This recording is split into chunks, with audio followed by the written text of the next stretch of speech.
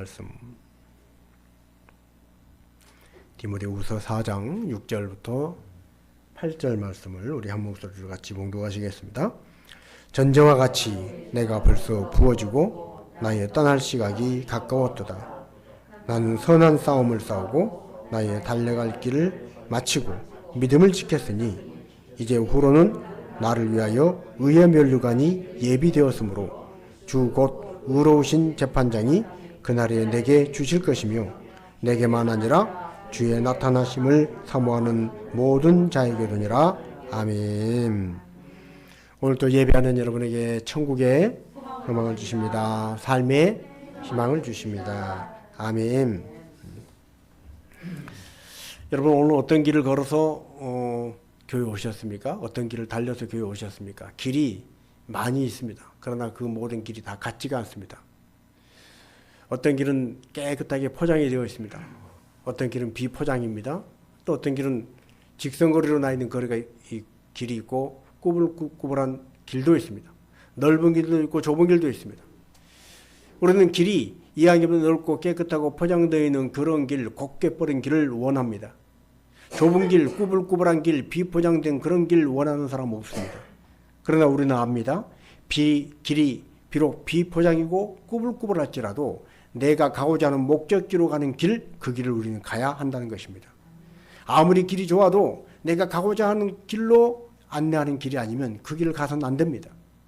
아무리 고속도로처럼 쫙 뻗어 있는 길이라 하더라도 저 길로 가면 내가 갈 곳이 아니야. 내가 가고자 하는 목적지는 반대쪽이야. 고속도로와는 너무나 비교할 때 좁은 길이고 비포장도로고 꾸불꾸불하고 좁은 길이지만 그 길로 가야 내가 가야 할 목적지가 있다면 우리는 그 길로 가야 하는 것입니다. 길만 그런 것이 아닙니다. 인생길도 어디로 가는가, 그 무엇이 목적인가에 따라 달라지고 삶도 달라집니다. 오늘 많은 사람들이 우리에게 와서 어떤 목적을 가지고 내게 오는가, 그 사람이 당장 지금 내게 어떤 말을 하는가, 그 말보다 더 중요한 것은 그 말 속에 담긴 의도가 뭔가가 더 중요합니다. 여러분 예를 들어서 말입니다. 약장수가 시골 돌아다니면서 파는 막 약장수, 애들은 가라 그러면서 뱀 파는 그 약장수들이 뭐 이런저런 여러 가지 감언 이설로 듣기 좋은 말로 칭찬한다고 높여준다고 그 말을 그대로 기분 좋다고 그 말을 다 받아들이고 그러다가 나중에 약 사주면 그걸 속는 것입니다. 시골에 많은 할머니 할아버지들이 그러신다고 그러잖아요. 우리 자식들은 한 번도 이렇게 상냥하게 한 적이 없는데 약장수가 와서 막 어머니 잘 계셨어요, 아버님 잘 계셨어요 막 주물러 드리고 어머 얼굴이 되게 고우세요 막 그러면 막 그 칭찬에 그 감언 이설에 애교를 떨고 막 감언 이설로 막 하는 그 말에 쏙 넘어가가지고 아이고 내 아들보다 낫다, 내 딸보다 네가 낫다. 그리고 나중에는 약 사라고 그러면, 의료기계 사라고 그러면 말도 안 되는 그 비싼 가격에 속아서 그걸 사는 것입니다.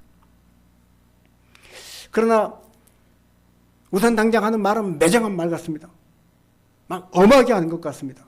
그런데 그것이 나를 훈련시키기 위해서 나를 가르치는 스승이 속에는 그런 마음이 아니지만 겉으로는 엄하게 하고 냉정하게 하고 막 혼을 내고 자식을 돌아서서 눈물을 흘릴지언정 그 앞에서는 회초를 때리고 혼을 내는 부모의 심정처럼 그렇게 엄하게 매정하게 했던 것이 나중에 알고 봤더니 바로 나를 위한 것이었고 나를 사람답게 살도록 준비시키기 위한 것이고 훈련시키기 위한 것이었던 걸 알 때 우리는 감동하지 않습니까?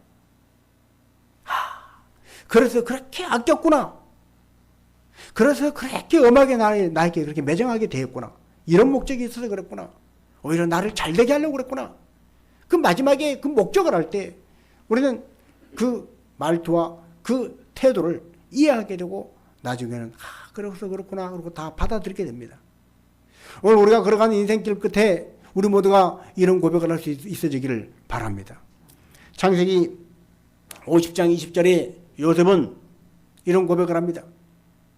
당신들은 나를 해하려고, 나를 죽이고 나를 질투하고 나를 시기해서 나를 해하려고, 못되게 하려고, 나를 죽이려고 구덩이에 던졌고 애굽에 팔았고 그렇게 했지만 하나님은 그것을 오늘과 같이 이렇게 선으로 좋은 일로 바꾸어서 오늘과 같이 이렇게 많은 사람들의 생명을 살리게 하셨습니다.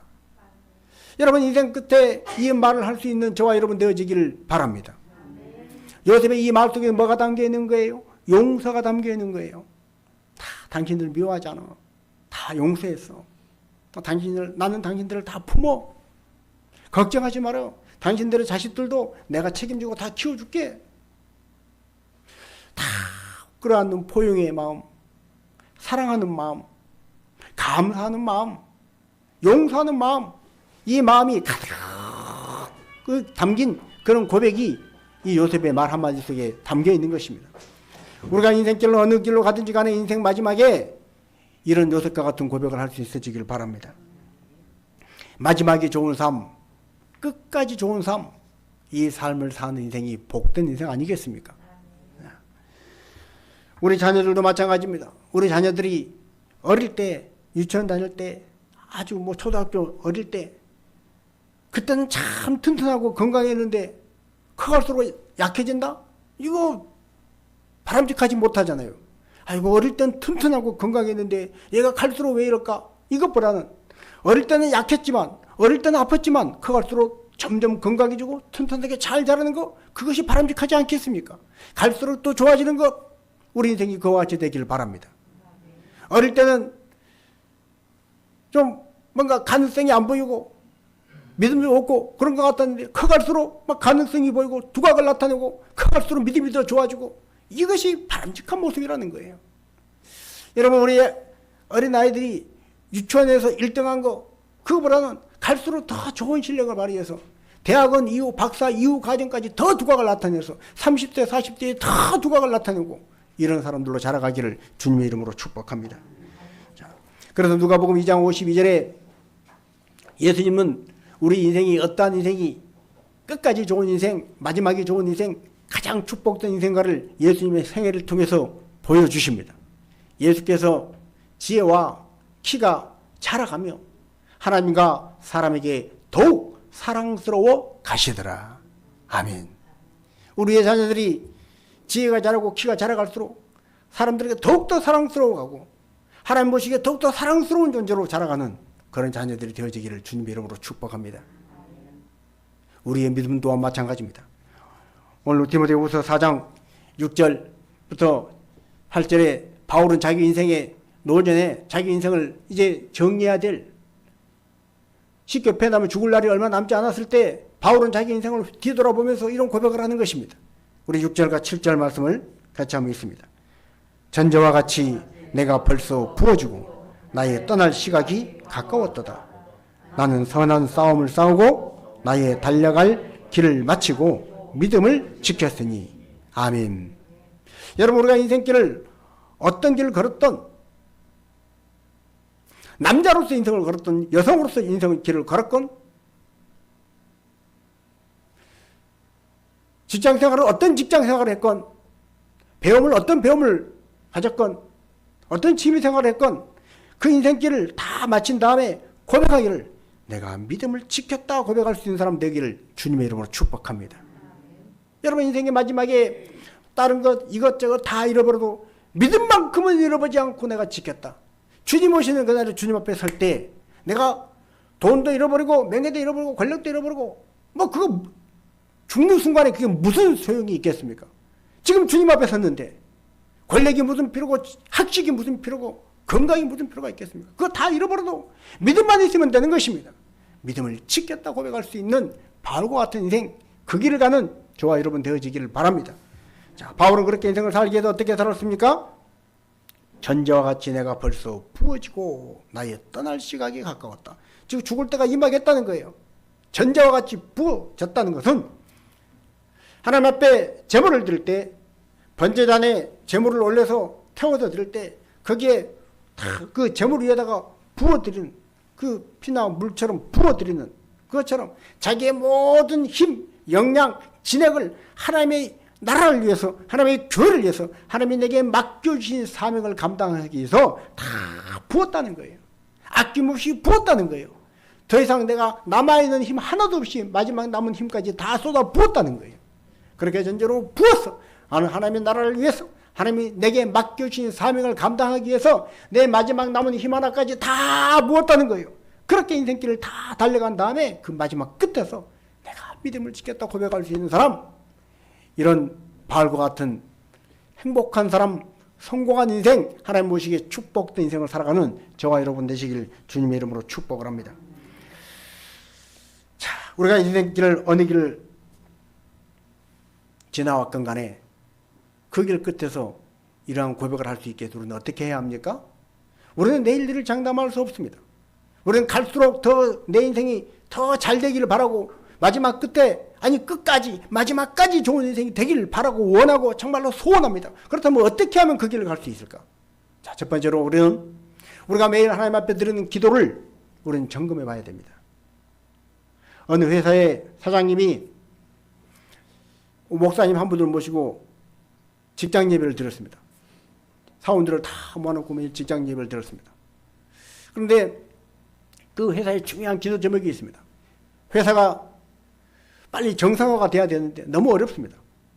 IMF 때나 또 코로나 이런 어떤 외부적인 변수가 있으면 아무리 열심히 해도 회사가 어려울 수 있잖아요. 그래서 회사가 정상화될 수 있도록 기도를 많이 했는데 그 오랜 시간 기도를 해도 회사가 정상화될 기미가 보이지 않습니다. 어느 날 이 사장님이 목사님 앞에, 목사님 긴히 드릴 말씀이 있습니다. 목사님, 제가 그동안 회사가 정상화되도록 그렇게 많이 기도를 했는데, 목사님도 기도해 주셨는데 회사가 정상화될 기미는 보이지 않고 자꾸 힘들어지고 정말 하루하루 버티기 힘듭니다. 그래서 제가 하나님 앞에 정말 무릎을 꿇고 정직하게 고해봤습니다. 그랬더니 하나님께서 내게 깨달음을 주셨습니다. 지금까지 내가 어려운 회사가 정상화되도록 그것만 위해서 기도했지, 이 어려운 회사를 통해서 하나님은 내가 무엇을 하기를 원하실까? 이 어려운 회사의 모든 상황을 하나님이 모르실 리는 없는데 하나님이 다 아실 텐데 이 어려운 상황을 통해서 하나님은 무슨 일을 하시려고 하고 무엇을 바라실까? 하나님의 뜻은 뭘까? 그건 한 번도 제가 기도를 안 했습니다. 제 기도가 잘못됐던 것 같습니다. 그러면서 고백을 하는 것입니다. 목사님, 이 회사가 어려워서 내 힘으로 도저히 어떻게 해볼 수가 없어서 이 회사가 다른 사람 손에 넘어가도 좋습니다. 그러나 다른 사람 손에 넘어갈지라도 이 회사에서 하나님 앞에 들어진 이 찬양, 하나님 앞에 들어진 이 예배는 계속되었으면 좋겠습니다. 자기는 그렇게 기도한다는 거예요. 목사님이 감동을 받았습니다. 그 이후로도 한동안 회사가 계속 어려웠습니다.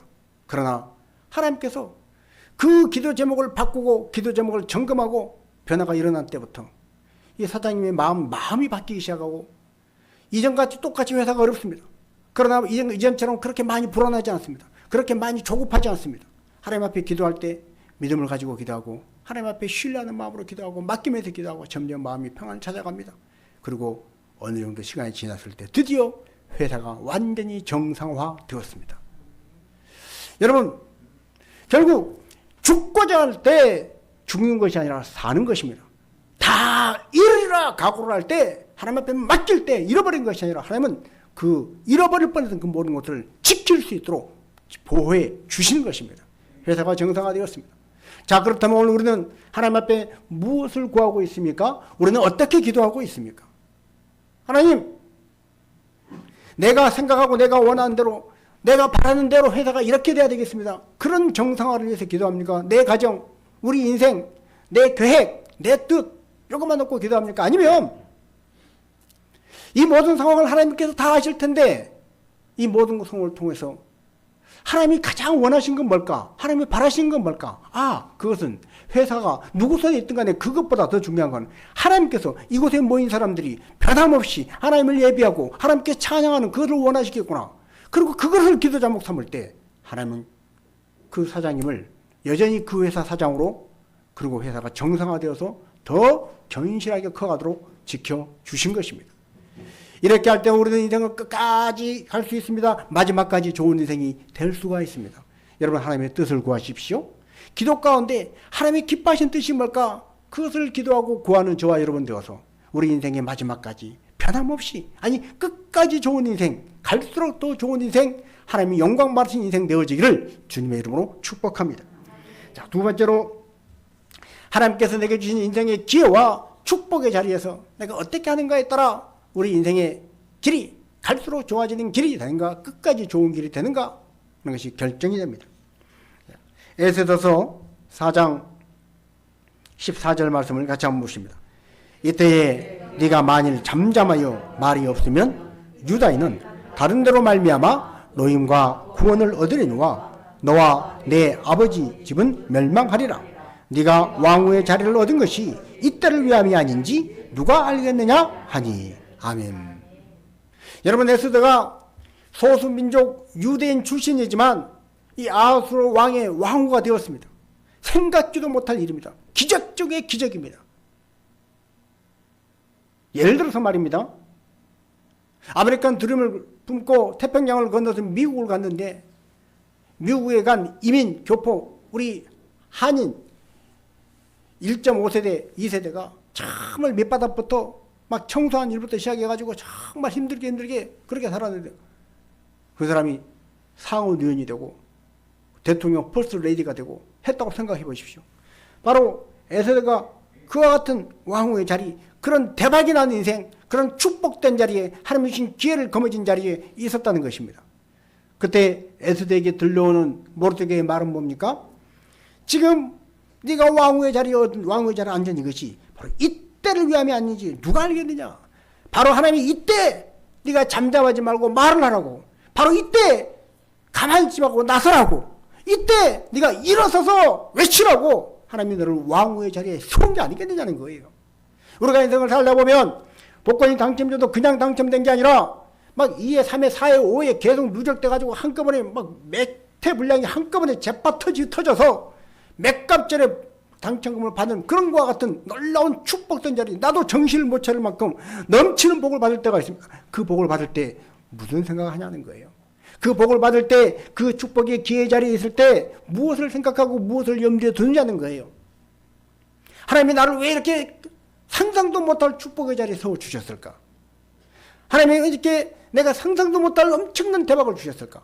어제까지만 해도 그렇게 절망적이었는데 오늘 이렇게 놀라운 반전의 역사를 일으켜주신 것은, 하나님이 기적을 보여주신 것은 나로 하여금 무엇을 하라고 내 자리에 세워주셨을까? 그것을 생각할 수 있는 사람, 그 사람이 끝까지 가는 사람, 변함없이 가는 사람, 갈수록 더 좋은 길로 가는 사람인 줄로 믿습니다. 에스더는 모르드게의 이 말씀을 받아들이고 어떻게 합니까? 결단을 내립니다. 내가 죽으면 죽으리다 이 각오로 아하수로 왕에게 나갑니다. 결국 어떻게 됩니까? 죽을 뻔했던 유대인들이 삽니다. 그리고 에스더 자신의 생명을 구원합니다. 그리고 더 나아가서 하나님께서 그런 에스더를 그냥 왕후의 자리가 아니라 가장 영화로운 왕후의 자리로, 아하수로가 뭐라고 그랬어요? 야, 나라의 절반이라도 때가 되었으면 내가 너에게서 주겠다는 거예요. 그냥 왕후가 아니에요. 나라의 절반을 딱 다들어서 절반은 당신 거요 할 만큼 그의 왕후 자리가 더 확고하게 되고 더 영화로운 존재가 되고 하나님이 보장하시는 축복된 자리에 앉게 된 줄로 믿습니다. 오늘 우리가 인생을 살아갈 때 때로 하나님이 주신 복이 있음에도 불구하고 우리는 너무나 많은 경우에 이거 하나님 주신 복이구나 감사해야 하는데 감사를 잃어버리고 지나간 적은 없습니까? 감사해야 될 자리에, 찬송해야 될 자리에 감사도 찬양도 잊어버리고 이게 웬 떡이래 그러면서 그 떡 먹기에 바쁜 적은 없었습니까? 인생이 잘 될 때, 인생의 축복의 자리가 있어질 때 그 자리를 딛고 더 영화로운 자리로 올라설 수 있는 지혜로운 자가 되시기를 주님의 이름으로 축복합니다. 자, 세 번째로 끝이 좋은 사람은 마지막 때를 살아가는 방법이 다릅니다. 마지막 때. 히브리서 10장 25절입니다. 모이기를 피하는 어떤 사람들의 습관과 같이 하지 말고 오직 권하여 그날이 가까움을 볼수록 더욱 그리하자. 아멘. 그날은 언제입니까? 마지막 날입니다. 마지막 때입니다. 지구 멸망의 때입니다. 인류 멸망의 때입니다. 지금 많은 사람들이 인류 종말의 징후들이 많이 나타나고 있다고 여기저기서 말을 합니다. 생태 기후학자들은 지금 뭐 엘니뇨 현상, 라니뇨 현상, 뭐 이상 기온 현상, 뭐 여러 가지 그것들 보고 지금 큰일 났다고 얘기를 합니다. 핵이나 이런 이 전략적인 무기를 연구한 사람들은 지금 도처에 지금 핵 보유국이 얼마나 많습니까? 북한도 저렇게 막 핵 발사한다고. 이거 어디서 한 군데 터지면 화산 폭발해가지고 막 재앙을 긋는 이건 문제가 아니라 화산만 폭발해도 꼼짝없이 당하는데 원자폭탄 터지면 지금 어떻게 해볼 수가 없는데 그 원자폭탄이 핵이 이 나라 저 나라 여러 나라가 가지고 있다는 거예요. 그 여러 나라 중에 예를 들어 말입니다. 아주 극단적인 시나리오로 어느 한 곳에서만 그냥 정말로 좀 극단적인 표현으로 미친 척하고 탁 얘란 모르겠다 눌러버리면 그러면 지구는 쪼개지는 것입니다. 불바다가 되는 것입니다. 그뿐 아니라 또 천체 기후학자들은 저 수많은 별 중에 행성 중에 소행성 하나만 지구에 와서 부딪히면 지구는 멸망이라고 그럽니다. 여러분 그런 영화를 많이 우리가 봤잖아요. 뭐 딥 임팩트 뭐 이런 영화 또 무슨 이 아버지와 아들이 과학자가 서로 아버지와 딸이 과학자인데 그 지구로 오는 그 행성을 폭파시키려고 연구하는 그 그런 인디펜던스 뭐 이런 영화들 그런 영화들 시나리오가 우리는 재미로 볼 수 있지만 그런 일이 하나만 생기면 정말로 지구는 끝입니다. 여러분 그것만 그렇습니까? 지금 바이러스 인류는 감기로 멸망한다고 진접부터 위생학자들은 그렇게 보건학자들은 얘기를 합니다. 코로나 바이러스 치명적이지 않습니까? 여러분 이 모든 것들이 우리가 마지막 때에 지구 종말이라는 그 징조를 느끼는데 인간이 갈수록 악해져가고 성경이 말씀하신 대로 마지막 때가 되면 믿음을 찾아보기 힘들다. 마지막 때가 되면 사람들이 쾌락 사랑하기를 하나님보다 더 사랑한다. 여러분 지금 우리가 사는 시대가 그렇지 않습니까? 사람들이 얼마나 쾌락을 사랑하는지 아세요? 술, 마약 이런 짜릿한 그런 쾌락만 말한 것이 아닙니다. 돈 버는 재미 때문에 돈이 최고의 아주 가치가 되어가지고 각 나라마다 그냥 마천루로 엄청난 이 고층 빌딩들을 지어내고 있습니다. 근데 마천루의 저주라고 엠파이어 스테이트 빌딩 이후로 세계 각국에 이 마천루가 세워지고 나면 꼭 그 나라 경제가 아주 수직 강화하는 아주 저주를 받습니다. 미국이 대공황 29년 세계 대공황 맞이할 때 그때 엠파이어 스테이트 빌딩이 바로 지어진 후였습니다. 지금 세계 각국의 많은 곳에 우주순처럼 막 올라옵니다. 사람들은 모릅니다. 경제가 왜 이러지? 세계가 왜 이러지? 나토가 왜 이러고 어쩌고 저쩌고. 우크라이나를 러시아가 침공해가지고 이거 조금 잘못되면 3차 전쟁으로 번질 텐데. 여러분 나타나는 피상적인 조건만 보지 마시고 그 안에 담겨있는 의미로 볼 때 세상은 지금 정말 종말을 향해 가까이 오고 있습니다. 지난주 어느 그래픽을 보니까 12시에 지금 인류 종말의 시기가 11시 59분 1분밖에 안 남았습니다. 시계가 다 돌아서 12시 종말이 12시에 땅 하고 다다르면 지구가 망했는데 멸망했는데 11시 59분 타카타카타카 초침만 남은 거예요. 이 마지막 때가 가까울수록 사람들이 어떻게 한다는 거예요? 모이기를 피한다는 거예요. 하나님 앞에 예배하는 열정이 식어진다는 거예요. 믿음으로 사는 걸 우습게 본다는 거예요. 그래서 주님은 말씀하십니다. 마지막 때가 되면 뭘 찾아보기 힘들다고요? 믿음을 찾아보기 힘들다는 거예요.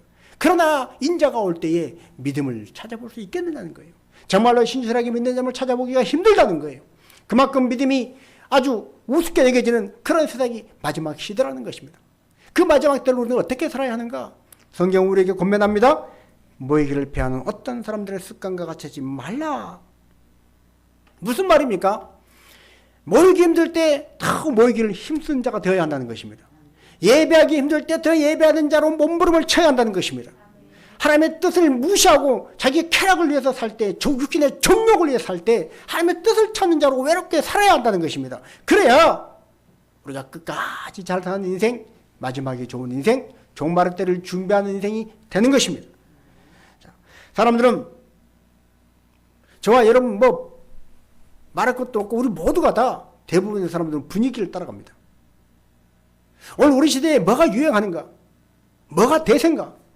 그 대세와 유행을 따라갑니다. 옷도 유행 따라가지 않습니까? 넥타이도 제가 지금 얇은 넥타이를 메고 있는데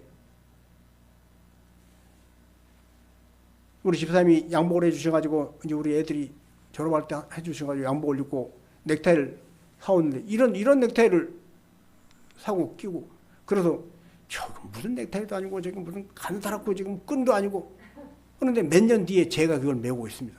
어쩔 수 없더라고요. 고집하면 옛날처럼 넓은 넥타이 매면 뭔가 좀 막 유행에 뒤처지고 뭔가 좀 이렇게 패션 감각도 없고 똑같이 양복을 입어도 멋이 없고 막 그런 거예요. 근데 넥타이 하나만 딱 바꾸니까 세련돼 보이는 거예요. 저보다도 더 감각이 떨어진 분들은 우리 목사님 중에도 어느 날 제가 이 넥타이를 내고 왔더니 아이고 목사님 젊어졌네. 총각 같은데 그러더라고요. 내가 속으로 그랬죠. 넥타이 때문이다. 여러분 우리는 그렇게 유행을 따라가고 대세를 따라가고 분위기 따라갈 수밖에 없는 것이 인생입니다. 그러나 아무리 그럴지라도 오늘 우리가 살아가는 이 현 세대가 모이기를 피하고 하나님 앞에 예배하는 걸 우습게 여기고 믿음으로 사는 걸 바보 취급하는 그런 시대에 살지라도 그런 분위기 따라가지 말라는 거예요. 그런 분위기 따라가지 말고 그런 사람들과 습관을 같이 하지 말고 오직 하나님의 말씀을 붙잡고 하나님 앞에 나는 어떤 자로 살아야 할까 이 마지막 때를 잘 사는 자가 되라는 것이에요. 그래서 히브리서 우리에게 건면합니다. 히브리서 2장 1절입니다. 그러므로 우리는 들은 것에 더욱 유념함으로 우리가 흘러 떠내려가지 않도록 함이 마땅하니라. 흘러 떠내려가지 않도록 하라는 거예요. 여러분 홍수가 오면 다 떠내려갑니다. 이것저것 다 떠내려가는 거예요. 저는 어렸을 때 홍수가 오면 그 물 위에 가는 거 참 재밌었습니다. 온 동네 사람들이 내가에 가서 그 물 구경합니다. 태풍이 오면 태풍 구경을 합니다. 저도 어른들 틈에 껴서 그 구경했던 적이 있습니다. 평상시 아이들이 막 정말 애지중지했던 막 장난감이 떠내려가도 그때는 어쩔 수 없는 거예요. 아이고 저거 안타깝지만 떠내려가는 거 뭐 어떡할 거예요. 어쩔 때는 막 살아있는 돼지가 막 떠내려갑니다. 꿀꿀꿀 하면 떠내려갑니다. 돼지 아깝지만 돼지 어쩔 수 없습니다. 심지어 저희 동네에 사는 저보다 몇 살인지 모르지만 몇 살 위인 동네 누나가 막 떠내려가는 거예요. 어른들이 그걸 보고 꼼짝 못하는 거예요. 여러분 시대의 대세가 막 홍수처럼 흘러갈 때 믿음을 가진 사람도 막 떠내려갈 수 있습니다. 그래서 성경이 우리에게 경고하는 거예요. 정신 바짝 차리라는 거예요. 정신 바짝 차리지 않으면 떠내려간다는 거예요. 사람들이 다 요즘은 그래. 요즘 누가 그렇게 살아? 다 이렇게 살지. 여러분 넥타이는 넓은 거 매다가 좁은 거 맬 수 있습니다. 이런 비본질적인 것은 뭐 그렇게 할 수 있습니다. 그러나 정말로 생명과 관계된 본질적인 것은 추후의 양보함도 없이 오직 말씀만 붙잡는 여러분 되시기를 주님의 이름으로 축복합니다. 성경 우리에게 권면하십니다. 떠내려가지 말라는 거예요. 떠내려가지 말라. 휩싸이지 말라는 거예요. 오늘 우리의 분위기가 어떻습니까? 교회의 분위기가 우리 교회 말고 전반적인 모든 대부분의 교회들 분위기가 물론 우리 교회도 어느 정도 포함이 됩니다. 옛날에는 충성하고 헌신하고 막 열정적으로 봉사하는 것이 대체적인 분위기였습니다. 저보다 한 10년 정도 연배 있으신 목사님이 청년 때 교회 전기가 고장이 났는데 그 전기 고장 난 걸 고치려면 그 당시 돈으로 뭐 수백만이 든다는 거예요. 엄청나게 돈이 많이 든다는 거예요. 근데 자기가 어떻게 하면 좀 고쳐볼 수 있겠다라는 거예요. 그래서 그 청년이 낡은 교회 이 지붕 타고 올라가서 이게 잘못하면 이게 지붕이 무너질 수도 있는데 약간 펜스 그게 올라가서 전기줄을 밤새도록 찾았다는 거예요. 합선된 데 있나 없나. 자꾸 뭐 불이 떨어지고 이 전기 불날 것 같으니까. 다음날 조금만 더 하면 될 것 같은데 새벽이 됐는데 그래서 새벽에 회사에다 전화를 하고 제가 오늘 급한 일이 있어서 못 나갈 것 같으니까 하루 좀 이렇게 쉬게 해달라고.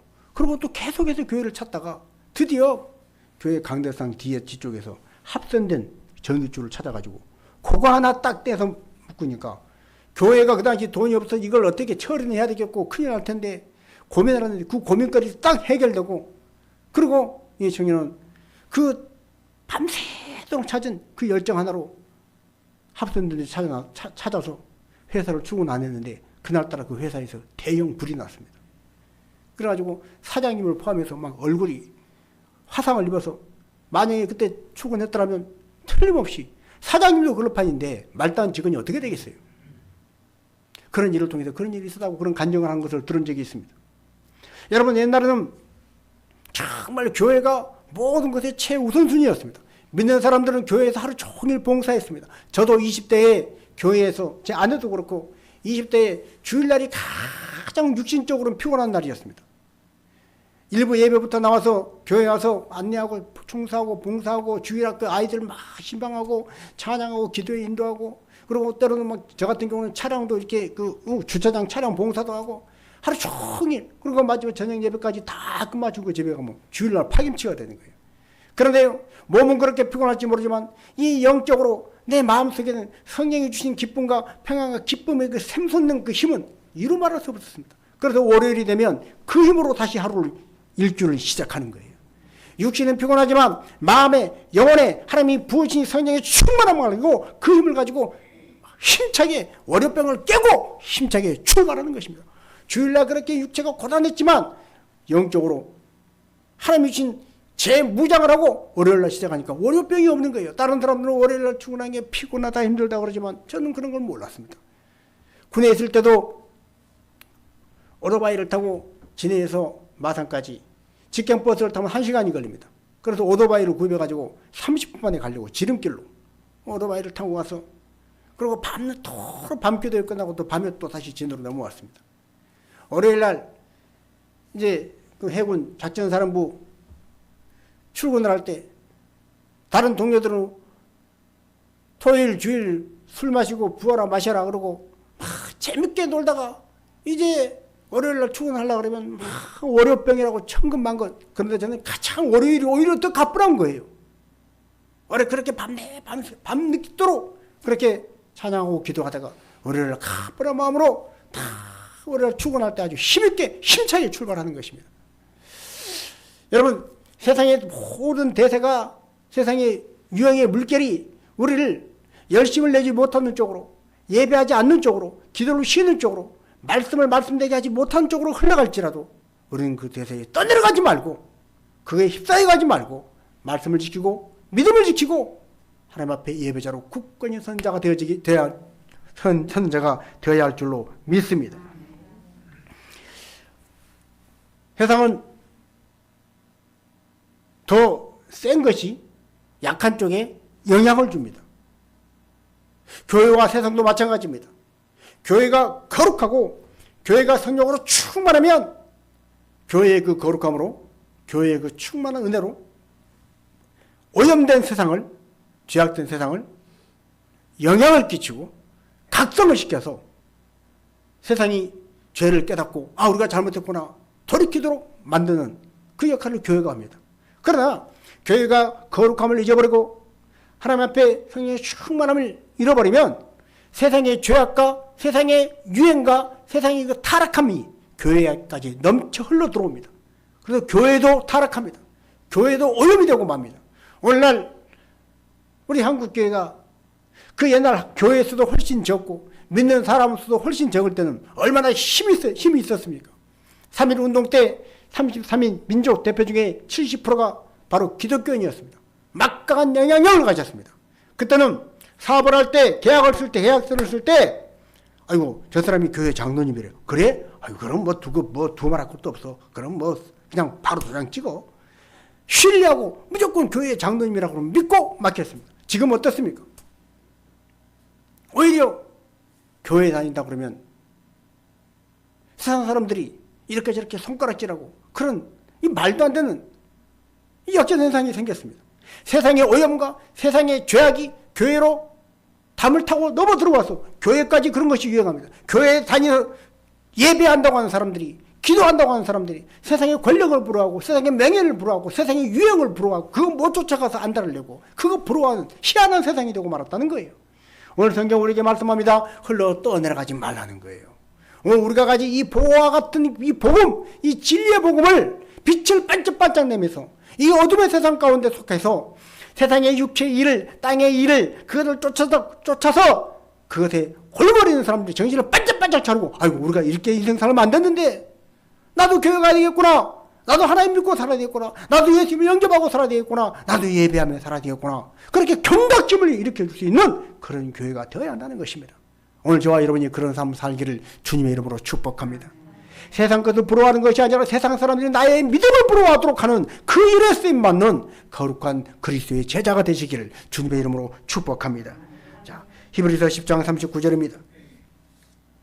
우리는 뒤로 물러가 멸망할 자가 아니요 오직 영혼을 구원하며 이르는 믿음을 가진 자니라. 아멘. 여러분, 저와 여러분은 영혼을 구원하며 이르는 믿음을 가진 자인 줄로 믿습니다. 믿음을 가진 자입니다. 우리는 뒤로 물러가서 멸망할 자가 아니라는 거예요. 옛날 개혁 성경에는 뒤로 물러가 침륜에 빠질 자가 아니요 이렇게 표현되어 있습니다. 여러분, 인생에 어떤 험한 일이 있고 어떤 억울한 일이 있고 어떤 실패된 일이 있어도 그 일로 우리가 멸망할 자리에 그것 때문에 뒤로 물러가고 그것 때문에 영 미끄러진 존재가 아니라는 것을 기억하십시오. 여러분, 전쟁이 일어날지라도 다 잃어버려도 믿음만큼은 잃어버리지 않으면 그 믿음으로 우리는 다시 일어서게 되는 것입니다. 지금 우크라이나에 러시아가 침공을 했습니다. 기사를 보니까 여자분이 의사인데 아이 셋을 친정 엄마한테 맡겨놓고 자기는 이제 전쟁터로 나갈 거라고 그런 기사가 나왔습니다. 의사입니다. 공부 많이 했습니다. 아이가 셋 딸린 엄마입니다. 그러나 종국이 그런 일이 생겼을 때 몇 달 전부터 군사훈련을 받고 그리고 친정엄마한테 아이들을 맡겨놓고 전쟁터로 나간다는 거예요. 참 여러 가지를 생각하게 하는 뉴스 기사였습니다. 전쟁터, 모든 것을 다 잃어버릴 수 있는 곳입니다. 인생의 깡그릇이 잃어버릴 수 있는 곳입니다. 엄청난 대가를 치러야 하는 곳입니다. 유대인들은 인생의 전쟁터와 같은 인생에서 그들은 수많은 고난을 겪었습니다. 그런데 유대인들이 아직 예수 그리스도를 영접하지 않았지만 구약 때부터 하나님께서 택한 백성이기 때문에 유대인들은 다른 민족들과 다른 특별한 특이점이 있습니다. 지금도 미국 이 금융가를 줄잡고 꽉 틀어잡고 있는 것은 유대인들입니다. 미국 주류 사이에 노벨상을 가장 많이 받은 사람도 유대인입니다. 자, 그 유대인들의 특성이 있습니다. 유대인들은 많은 고난을 겪고 환난을 겪었습니다. 전쟁도 이루 말할 수 없이 겪었습니다. 그들은 그래서 무슨 땅을 사고 막 무슨 부동산에 투자하고 무슨 현금을 많이 확보하고 그런데 별 관심이 없습니다. 유대인들은 그런 거 다 쓸모없다는 거 압니다. 여러분, 전쟁이 났는데 막 땅 짊어지고 갈 거예요? 전쟁이 났는데 이 나라에서 저 나라로 피신 가는데 돈, 현금 따발 아무리 많이 가져간들 이 나라 돈이 저 나라에서 무슨 소용이 있냐는 거예요. 전쟁이 난 그 돈이. 그런데 그들은 금이나 은, 가장 작은 부피로 가장 갑중하는 요것에 집중 투자를 하고 그것들만 챙기고 오늘 밤이라도 사이렌이 울리면 바로 피신을 하는 것입니다. 그런데 유대인들이 그보다 더 중요하게 여긴 것이 또 한 가지 있습니다. 탈무드, 자기들의 율법입니다. 자, 그렇다면 오늘 우리 그리스도인들은 무엇을 가장 귀하게 여겨야 합니까? 우크라이나와 같은 그런 전쟁터가 그런 어떤 인생의 그런 예측 못한 일이 생길 때 우리는 무엇을 먼저 챙겨야 합니까? 믿음을 먼저 챙겨야 할 줄로 믿습니다. 건강 잃어버릴 수 있습니다. 명예 잃어버릴 수 있습니다. 여러 가지 것들을 다 잃어버릴 수 있습니다. 그러나 우리의 믿음만큼은 잃어버려서는 안 될 줄로 믿습니다. 믿음 잊어버리면 다 잃어버리는 거예요. 다른 거 좀 잊어버리지 않고 챙기고 돈다발 챙기고 건강 챙기고 뭐 명예 상장 챙기고 그 무슨 소용입니까? 믿음 잃어버리면. 주님 오시는 그날, 주님 앞에 서는 그날 마지막 날에 야, 너 그 명예 안 잊어버리고 지금도 갖고 있구나. 너 그 권세 지금도 안 잊어버리고 갖고 있구나. 그게 하나님 앞에 무슨 의미가 있을까요? 하나님 앞에 믿음을 잃어버리지 않고 믿음 지킨 사람만이 인정받고 하나님이 예배하신 영생의 자리로 들어간 줄로 믿습니다. 그래도 우리의 인생의 마지막은 믿음을 지킨 바울의 고백과 같이 나의 달려갈 길을 다 달려가고 내가 믿음을 지켰으니 이제 이후로는 주 곧 의로우신 재판장이 내게 상을 주실 것이요 내게만이 아니라 주의 나타나심을 사모하는 모든 자에게 도니라. 이 디모데후서 4장 8절의 말씀이 오늘 저와 여러분에게 도전되는 말씀 되기를 주님의 이름으로 축복합니다. 인생의 마지막에 영생이 있는, 생명이 있는, 축복이 있는 그 길을 가는 우리가 되어야 할 줄로 믿습니다. 우리 로마서 6장 21절과 22절 말씀을 읽고 마치겠습니다. 너희가 그때에 무슨 열매를 얻었느냐? 이제는 너희가 그 일을 부끄러워하나니 이는 그 마지막이 사망임이라. 그러나 이제는 너희가 죄로부터 해방되고 하나님께 종이 되어 거룩함에 이르는 열매를 맺었으니 그 마지막은 영생이라. 아멘. 여러분, 아무리 재밌고 아무리 즐겁고 아무리 유행을 따라가고 아무리 대서고 아무리 추다가 그럴지라도 흘러 떠들어가는 사람은 짜릿한 그 쾌락의 마지막에 그 마지막은 사망이라. 그러나 죄에 빠져서 하나님의 말씀을 어기고 믿음을 잃어버리고 예배 자리를 떠나고 그렇게 자기 멋대로 살다가 그 마지막이 사망이라고 하는 그런 비참한 인생이 아니라 예수 그리스도를 영접하고 죄 사함 받은 사람은, 죄 문제가 해결된 사람은 인생길을 걸어오다가 때로는 길이 꾸불꾸불했습니다. 때로는 협착했습니다. 때로는 억울한 일로 당했습니다. 그러나 그 길 끝에 그 마지막이 뭐라고요? 영생이라는 거예요. 영생. 그 마지막에 영생이 있는 사람, 요새과 같이 고백할 수 있습니다. 형들은 나를 팔았지만 하나님은 오늘 그것을 선으로 바꾸어서 이와 같이 좋은 일이 되게 해주셨어요. 그래서 나는 형들을 다 용서해요. 난 당신들을 다 포용하고 받아들입니다. 내 인생 멋지게 잘 살았습니다. 마지막에 이 말을 할 수 있는 사람, 이 사람이 진정 승리자 아니겠습니까? 마지막까지 좋은 사람, 끝까지 좋은 사람, 갈수록 더 좋은 삶을 살아가는 믿음의 사람들 되시기를 주님의 이름으로 축복합니다.